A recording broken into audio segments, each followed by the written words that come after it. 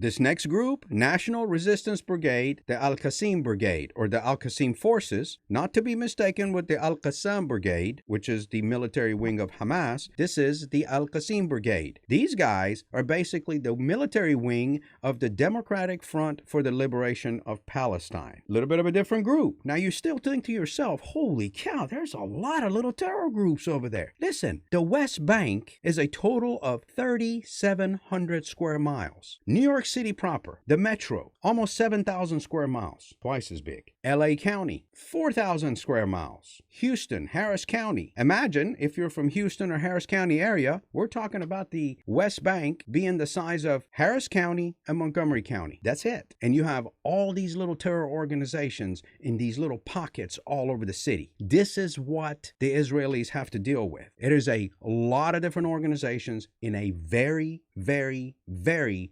small area. And guess what? They don't wear uniforms. They dress like normal people. They all dress the same. They blend in with the population. That's what makes it hard for the Israeli Defense Forces to be able to identify them. They rely a lot on intelligence because this is a daily occurrence. It's not like one group to have to deal with. There's 10, 11, 12, and there are offshoots that come off of that constantly. This particular group, the Al-Qasim Brigade, belongs to another political organization that basically operates in Gaza and a lot of different locations in the West Bank. There's a lot of connections with Gaza. I know with all the things that goes on in the news, when you think of Gaza, you think of Hamas. These are a lot of different groups that are helping Hamas. So when you hear the military, the IDF say they have 20, 30,000 fighters, these are all these people confined. Just imagine you're in Chicago and there's a bunch of gangs operating. The FBI comes in, says, hey, we got to get rid of the gangs. And even though these gangs are always fighting each other, all of a sudden they join forces because the common enemy is the FBI. Once the FBI is gone, if they don't defeat them, these guys go back to